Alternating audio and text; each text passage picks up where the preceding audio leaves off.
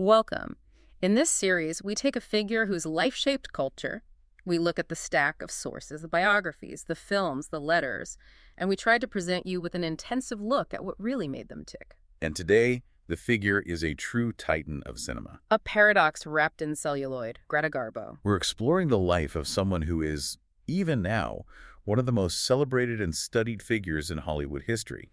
The American Film Institute, for instance, ranked her 5th on its list of the greatest female stars of classic Hollywood. And the citation for her 1954 Academy Honorary Award really captures it perfectly. It talks about her luminous and unforgettable screen performances. Luminous is the exact right word. It is, and that's exactly where the mystery begins, isn't it? You have the sheer luminosity of the star on one side, and then on the other, the profound, almost desperate isolation of the woman. So our mission for you, the listener, is to really explore that fundamental tension. We want to try and unlock the puzzle of the woman, famously, and I think very accurately, dubbed the Swedish Sphinx. Right. How does a global idol manage to completely reject the entire mechanism of celebrity and still become immortal? To understand the superstar, you have to go right back to the beginning, back to Greta Louisa Gustafsson. Exactly. The sources, they paint a very clear picture of her beginnings in Södermalm, Stockholm. She was born there on September 18th, 1905. And it's a story rooted in profound struggle, in material deprivation. It is. It's essential to visualize the setting, right? Södermalm was a working-class district. More than that, the sources often refer to it as the city slum. The family was deeply, deeply impoverished. Her father, Carl Alfred Gustafsson, he just bounced between jobs as a laborer. Street cleaner, grocer, a butcher's assistant. Yeah. Whatever he could find. And her mother, Anna Louisa, worked these long, hard hours at a jam factory. And they were all living, the parents and the 3 children, Greta, Sven, and Alva, in a tiny 3-bedroom apartment. A cold water flat, specifically, at Blekingegatan number 32. This is a place where, daily existence was just defined by cold and a constant sense of worry. That environment was really the forge for her adult personality. It was. And that anxiety she felt as a child is maybe the most significant piece of insight we get from her early life. She later recalled the emotional atmosphere of her home. It's a chilling quote. She said, "It was eternally gray, those long winter's nights." Yes. My father would be sitting in a corner, scribbling figures on a newspaper. On the other side of the room, my mother is repairing ragged old clothes, sighing. But the most striking line for me is the feeling it created in the children. The feeling it instilled. She says, we children would be talking in very low voices. We're just sitting silently. We were filled with anxiety, as if there were danger in there. Danger in the air. That phrase. It explains so much about the woman who later became famous for hiding from the world. It really does. That memory suggests a continuous, low-level emotional threat that shaped her entire approach to the external world. It was a foundational experience. And it also helps explain her ambition, which seems to have been fueled by this desperate desire to escape. She left formal education, which she deeply disliked, at around age 13. And the sources are quick to note she later carried this profound inferiority complex about her lack of schooling. She acknowledged disliking the bonds they put on me in school, but she was incredibly driven. Even without that formal education, she was already, as the biographies say, dreaming of the stage. She was. She developed this habit of frequenting the Mosback Theater, and she would just listen to the actors from the back porch. As she so beautifully put it, she was there smelling the grease paint. And that smell, for her, it symbolized escape. Absolutely. But before the grease paint, she had to work. She took on whatever she could find. Her earliest jobs were just so far removed from the silver screen, first as a soap lather girl in a barbershop. Which is an intensely personal and, often awkward job for a young girl. Then she transitioned to better paid but still menial work, running errands, modeling hats at the pub, and Nordiska company at department stores. And that modeling work eventually evolved. By 1920, she was getting roles in film commercials for women's clothing. Small things, but it was a start. But then, in that same year, 1920, the tragic catalyst for her drive and her professional trajectory occurred. The death of her father, Carl. She was just 14. He passed away following the Spanish flu epidemic. And Garbo had been extremely close to him? Very. She was his primary caretaker. She would accompany him to the hospital for his weekly treatments toward the end of his life. That loss, it seems to have cemented a pattern for her of intense emotional connection followed by deep, deep grief. It added another layer to what would become her perpetual melancholy. This ambition, now driven by grief and the absolute need for financial survival, it eventually paid off. It did. By 1922, she managed to secure a spot at the prestigious Royal Dramatic Training Academy in Stockholm. And this is where her life fundamentally changed. Because of one man. Because of one man, the Finnish director Moritz Stiller. He immediately saw something unique, something volatile and transcendent in this young student, Greta Gustafsson. And he recruited her for her first leading role in the saga of Gösta Berling in 1924. And the sources are absolutely unequivocal about Stiller's role in her life. He became her total mentor. He trained her. He managed every single aspect of her nascent career. He even persuaded her to change her name. Yes, from Gustafsson to the more European and dramatic Garbo. He was effectively the architect of her initial persona. It sounds a bit like a Svengali relationship, intense control matched by intense devotion. That's a very precise way to put it. She later reflected on this depth of commitment. She said, "If I were ever to love anyone, it would be Moritz Stiller." So he filled the void left by her father's death. He did. He provided structure, protection, and the means of escape she craved. But it came at a cost. The cost was total submission to his direction.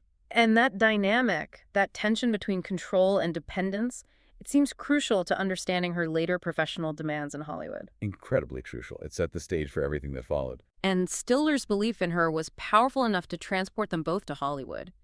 In 1925, Louis B. Mayer, the head of MGM, requested that Garbo and Stiller come to America.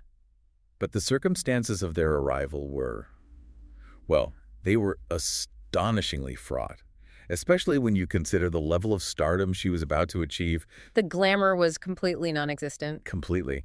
Garbo, who still couldn't speak any English, arrived with Stiller in New York after a 10-day sea crossing. They expected to be met with fanfare, with immediate work. And instead, they waited for over 6 months without a single word of instruction or welcome from MGM. 6 months, in a new country, struggling to communicate, with her entire future riding on a studio that seemed to have just forgotten they existed. Given her background, that feeling of anxiety, that sense that danger was always imminent, that delay must have been agonizing for her. Incredibly isolating. They finally traveled to Los Angeles on their own dime, and still 5 more weeks passed with no contact from the studio. She was genuinely ready to quit. We have documentation of her writing to a friend back home, expressing her misery. She wrote, "Oh, you lovely little Sweden, I promise that when I return to you, my sad face will smile as never before." That suggests such a deep psychological strain. It was. It took the intervention of Irving Thalberg, MGM's production boss, to finally get things moving. He arranged a screen test. And the consensus from that test was that the result was electrifying. Absolutely. Thalberg immediately began the construction process. He addressed her teeth, he mandated weight loss, he provided English lessons. The star-making machine was finally starting up. But even the story of how she was signed is debated in the sources, which just tells you how potent the myth-making was right from the very start. It does. We have 2 conflicting narratives about what Louis B. Mayer's initial intentions really were. Right, so version 1 suggests Mayer was only interested in hiring Stiller, the famous European director. But Stiller insisted Garbo be part of the package. And in this narrative, Mayer was initially reluctant. He balked at how demanding the deal was. But then, after finally seeing her work in Gösta Berling, his focus shifted dramatically. He was fixated on her eyes. Supposedly stating, "I can make a star out of her." The second and more enduring version of the story makes Garbo the primary target all along. This version claims Mayer had seen her and was just unwavering. He told his daughter, "This director is wonderful, but what we really ought to look at is the girl. The girl. Look at the girl." And following that screening, his statement was definitive. "I'll take her without him. I'll take her with him. Number 1 is the girl." So either way, the message is clear. The focus and the power immediately transferred from the mentor Stiller to the star, Garbo, almost the moment she landed in Hollywood. Yes. The success, once it started, was instant. Her first American silent film, Torrent, in 1926, was a hit. But it was her third U.S. movie that really did it. Flesh and the Devil, also in 1926, starring opposite John Gilbert. That's the one that cemented her as an international star. That film was scandalous for the time. A silent film expert described her performance in it as more erotic than Hollywood had ever seen. And the sources all detail that the chemistry between Garbo and Gilbert was just palpable, explosive. It spilled over instantly into a famously passionate off-camera romance that thrilled audiences. She represented something new, a modern and profoundly sensual femininity. What really interests me is the technical aspect of it all. The sources say her silent acting was completely revolutionary. The film critic David Denby noted she introduced a subtlety of expression, that she could convey entire ideas with just a contraction of her brows or a drooping of her lids. Worlds turned on her movements. That's the rest of the quote. And that subtlety is key to understanding her enduring appeal. Oh, so? Well, if you look at the silent era, especially the late 1920s, a lot of the acting was still rooted in the stage. It was broad, it was dramatic, often melodramatic. It required large gestures and wide eyes to convey emotion. And Garbo did the opposite. The complete opposite. She internalized the drama. The director Clarence Brown elaborated on this. He observed that she had something behind the eyes. You could see thought. She didn't have to gesture wildly. The internal monologue was somehow visible to the camera lens. That ability to project a complex inner life onto the screen with minimal external movement, that's what made her the divine. It is. But that same internal focus manifested in set demands that became the stuff of legend. She created physical walls to achieve that emotional truth. And this is where her childhood anxiety explicitly meets her professional requirements. Absolutely. She started instituting these demands that were highly unusual, even seen as hostile. Back in 1928, she prohibited all visitors from her sets. And that included powerful studio brass. It did. And she mandated that black flats or screens surround her to prevent technicians, extras, or anyone else from watching her work. In the era of the all-powerful studio system, demanding a closed set like that, it was in fact of profound defiance, a real claim of power. It was. And her justification for it speaks volumes about her process and her need for self-preservation. When she was asked why she insisted on this isolation, she said, "If I am by myself, my face will do things I cannot do with it otherwise." So she needed solitude, a feeling of safety, a sanctuary to project the truth of the role? Perhaps because her own emotional stability felt so fragile, she needed to feel safe from that danger in the air. And despite these demands, or maybe because of them, her box office power just skyrocketed. By 1928, after A Woman of Affairs, she had surpassed established royalty like Lillian Gish. She became MGM's highest box office star, and she closed out the silent era right on top. Her last silent film, The Kiss, in 1929, was also MGM's final silent picture. Her career trajectory perfectly mirrored the industry's tectonic shift. And that shift, the transition to sound, it was a bloodbath for many stars. Voices that sounded fine in person were suddenly grating on a microphone. Accents were unintelligible. A lot of the exaggerated stage actors just couldn't adapt to the intimacy of it all. Exactly. And despite Garbo's colossal box office appeal, the studio MGM, which was one of the last major studios to fully convert, was genuinely terrified. Terrified that her heavy Swedish accent would completely impair her career. Right. The suspense leading up to her first talking picture must have been immense. This was 1930. The entire future of her superstardom was riding on whether her voice would captivate or alienate millions of fans. MGM cast her in Anna Christie, and the marketing for that film became one of the most brilliant and famous publicity taglines in cinematic history. Garbo talks. Just 2 words. And when she finally did speak, 16 minutes into the film, the line was just perfect. "Give me a whiskey ginger ale on the side and don't be stingy, baby." It was rough. It was smoky. And yes, the accent was noticeable, but her voice was rich, deep, and sensual. She didn't just survive the transition to sound, she mastered it. The film was the highest grossing of the year. It confirmed her successful transition and silenced every single doubt. And she was nominated for an Academy Award for that performance, combined with her work in Romance that same year. The next few years really became the era of Garbomania. Her popularity peaked. The sources show her as the most popular female star in the U.S. in both 1930 and 1931. And this success wasn't just artistic, it was a massive financial engine for MGM. A huge one. The sources refer to her, following the successes of Mata Hari in 31 and the Best Picture winner Grand Hotel in 32, as the greatest money-making machine ever put on screen. And that commercial dominance gave her unparalleled negotiating power. Power that very few stars, male or female, ever achieved in the studio era. By 1933, she could dictate her own terms. She was earning a massive $300,000 per film salary. Which is just an astonishing figure for the Depression era. It is, and that level of payment allowed her to pursue these highly personal passion projects that the studio might otherwise have rejected. Most notably, Queen Christina. Right, MGM was reportedly reluctant about making a historical European drama, but Garbo insisted, and she used her power to make it happen her way. Especially when it came to casting.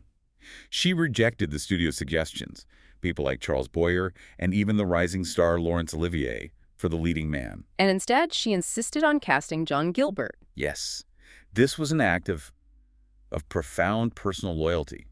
Gilbert's career had suffered dramatically during the transition to sound, and he was quickly falling out of favor at the studio. So her power saved his career, at least temporarily. It did. She prevailed, and the film was a triumph, a box office success. Though it did court significant controversy. This was still the pre-Hays Code era, when censorship was applied, but not yet ruthlessly enforced. And the film pushed boundaries.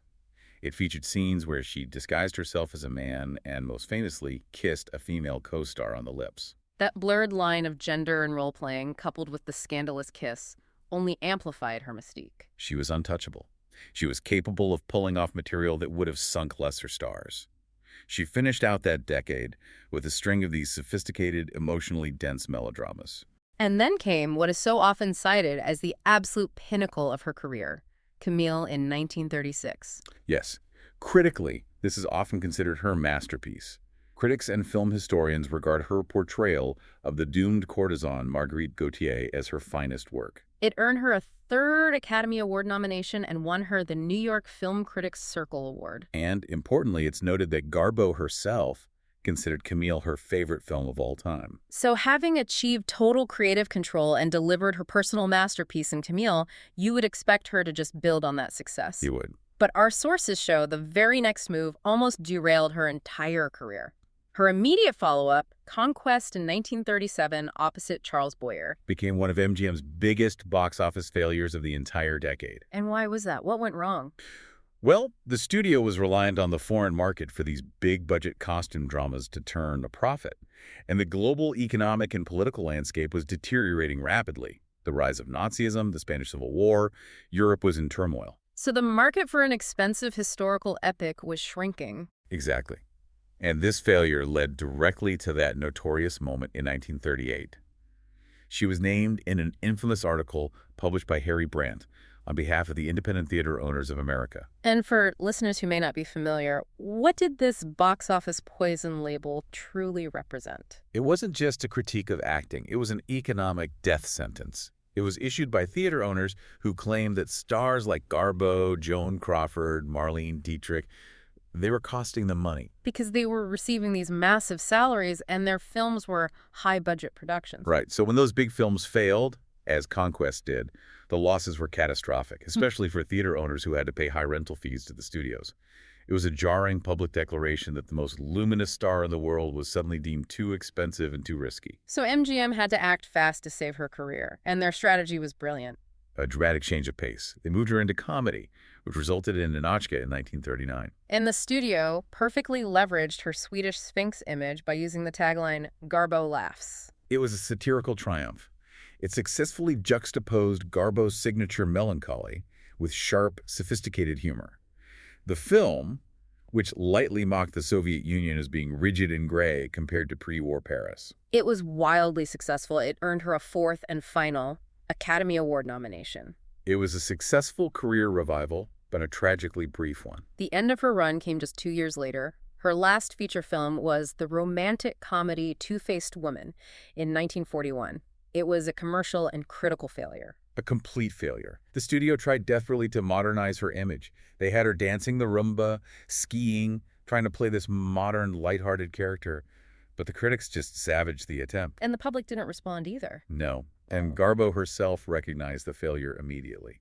She famously called the film My Grave. And she was only 36 years old. She'd completed 28 feature films in 16 incredibly intensive years. The sources suggest her departure was a confluence of factors, some structural, some deeply personal. It wasn't just the humiliation of that last film. Structurally, the timing was devastating. Absolutely. Garbo's films, as we said, were artistic and expensive. They relied heavily on the sophisticated intellectual markets of Europe for a significant portion of their profits. With World War II now fully underway, that market had collapsed entirely. So without the European box office to justify her enormous salary, financing a Greta Garbo picture became economically indefensible for MGM. And personally, she was just exhausted. Her ambivalence about the work and her profound worry about aging on camera were significant factors. She openly addressed this anxiety, didn't she? She said, "Time leaves traces on our small faces and bodies. It's not the same anymore, being able to pull it off." For someone whose entire career relied on an almost superhuman magnetic presence, the fear of losing that was immense. But the most revealing comment, given 4 years before her death, shows her deep dissatisfaction with the life she was living. What was that? She said, "I was tired of Hollywood. I did not like my work. There were many days when I had to force myself to go to the studio. I really wanted to live another life." The director George Cukor believes she simply just gave up. She didn't want to go on. But it's important to clarify that this retirement, it wasn't necessarily planned as permanent from day one. There were serious attempts at a comeback that just dissolved. Which speaks to her initial ambivalence. Indeed. There was a 1942 project, The Girl from Leningrad, that was dissolved before filming. Even more telling was the 1948 attempt to film Balzac's La Duchesse de Langeais. She actually signed a contract for that one. She did. She learned the script. She arrived in Rome, ready to shoot. But the project failed to secure the necessary financing due to ongoing post-war currency issues, specifically around exporting funds from Italy. So she didn't refuse the project. The project financially collapsed around her. Exactly. And those attempts, particularly the one in 1948, resulted in her last screen tests. They were lost for 41 years until their rediscovery in 1990. It's poignant that the last images she intentionally created for a film or for a project that never saw the light of day. It is.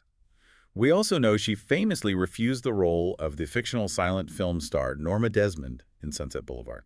A role that seemed tailor-made to comment on her legacy. She insisted she had zero interest in returning. So from 1941 onward, her life became a meticulous, almost militant maintenance of the myth.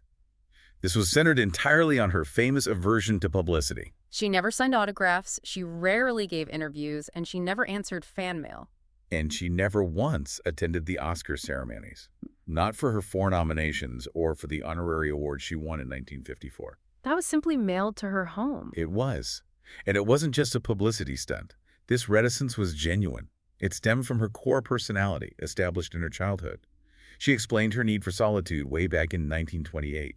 As early as I can remember, I have wanted to be alone. I've always been moody. I detest crowds. I don't like many people. The media may have capitalized on it, but the need was real. And we absolutely have to clarify the most famous quote associated with her from Grand Hotel, "I want to be alone." Which became the most memorable quote of all time, according to the American Film Institute.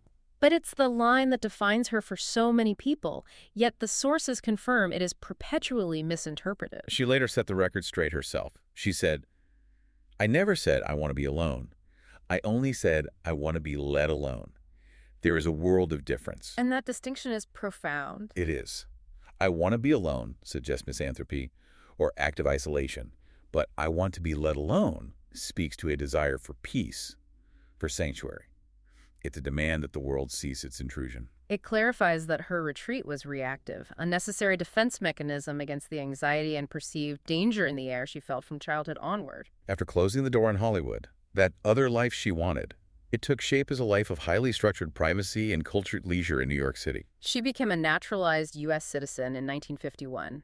And 2 years later, in 1953, she purchased a 7-room apartment at 450 East 52nd Street in Manhattan. She lived there for the remainder of her life, and her apartment buzzer was simply marked with a solitary, anonymous G. She went to extraordinary lengths to ensure her anonymity in public, insisting on being addressed as Miss Brown, sometimes Miss Harriet Brown. Even her closest friends were generally only permitted to call her Miss Garbo or GG, never the familiar Greta.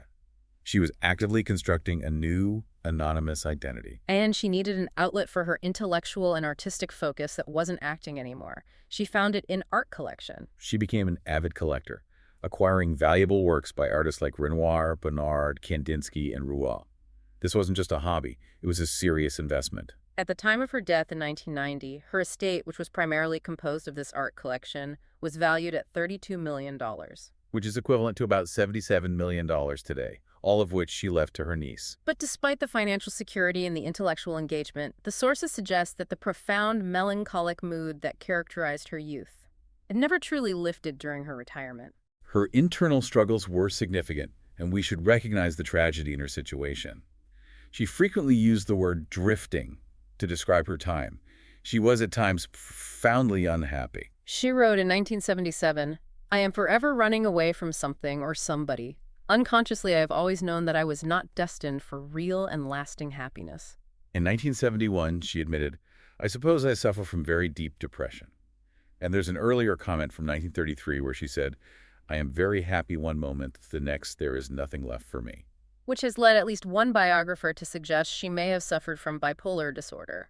Her isolation wasn't simply a celebrity preference. It was tied to a deep psychological volatility. And shifting to her romantic life, she famously never married, had no children, and maintained a very complex romantic history with both men and women. Her most passionate public romance was the tumultuous on-again, off-again relationship with the actor John Gilbert, which began on the set of Flesh and the Devil. Gilbert proposed multiple times, and she accepted once, but famously backed out just before the wedding ceremony. And her explanation for that moment is deeply revealing. It connects right back to her earliest relationships with powerful men, like Stiller. She said, "I was in love with him, but I froze." "I was afraid he would tell me what to do and boss me. I always wanted to be the boss." That fear of being subsumed or controlled, the exact dynamic she had with her mentor, Stiller, was clearly a powerful block against that kind of commitment for her. And in later years, there was extensive biographical speculation regarding her sexuality. Due to her intimate relationships with women, biographers generally classify her as technically bisexual, predominantly lesbian, and increasingly asexual during her solitary retirement years. The sources do confirm known liaisons with women, including the actresses Lillian Tashman and Louise Brooks, but the most documented relationship was with the writer Mercedes de Acosta. Garbo and de Acosta shared a sporadic and volatile romance. It was defined by these intense emotional highs and then dramatic withdrawals from Garbo. Garbo wrote de Acosta 181 letters, cards, and telegrams over nearly 30 years. Though only 87 of those were made publicly available by her estate. And separately, letters released by the estate of the actress Mimi Polak also suggest Garbo may have harbored deep romantic feelings for her for many years. She wrote to Polak in 1930, "We cannot help our nature as God has created it, but I have always thought you and I belonged together." These letters provide such rare, genuine insight into the woman behind the Sphinx. They do. And she maintained this elusive lifestyle right until her final years, most notably through her famous habit of taking long daily walks through New York City, always wearing large sunglasses, a scarf, and casual clothes. This spawned the phenomenon known as Garbo watching. Photographers, fans, sometimes even rivals would attempt to spot her. But she strictly maintained her distance. There's a story from the Norwegian actress Liv Ullmann, who is often dubbed the new Greta Garbo. She once saw Garbo in a park and ran after her, hoping to meet her idol. But she gave up. She gave up the chase. Ullmann recounted that when Garbo looked back, she appeared genuinely frightened. That pursuit of privacy came at a heavy personal cost. She died on Easter Sunday, April 15, 1990, at the age of 84. The causes were pneumonia and renal failure. She had been successfully treated for breast cancer in 1984, but toward the end, she required dialysis treatments 3 times a week. 9 years after her death, her ashes were interred at Skogskirkogården Cemetery in her native Stockholm. Her legacy remains fixed. She is the definition of a timeless screen icon. Her peers were consistently awestruck by her unique ability to project emotion on film. Bette Davis summarized it by saying Garbo's mastery over the camera was pure witchcraft, something she felt couldn't even be analyzed. Gregory Peck described her as an early practitioner of the method for sharing very truthful emotions with the camera. And Kim Novak, I think, perfectly summarized the enduring appeal of the Sphinx by noting, "She didn't give you everything, she held back, and I like that. It was the withholding, the mystery, that cemented her place." This exploration of the source material really confirms that the immense pressure placed on the woman dubbed the divine, it was overwhelming. Her magnetism and mystique were unique in Hollywood history, but they were inextricably linked to a deep, lifelong need for solitude and for peace. She was a living contradiction. A woman born in a slum whose acting required total luxury and isolation. And who used her stardom solely to finance a private retreat from the world that gave it to her. So what does this analysis mean for you, the listener? Garbo's story offers a powerful final thought. While Hollywood and the public machine demanded endless visibility, her absolute refusal to participate fully in the system of celebrity, that insistence on being let alone, may have been the essential ingredient that cemented her status as an immortal screen icon. By retiring at her peak and remaining hidden, she achieved the ultimate form of creative control. She froze her image in time and forced the world to keep looking, to keep wondering. She turned her life into a lasting lesson in the power of selective retreat. Thanks for listening.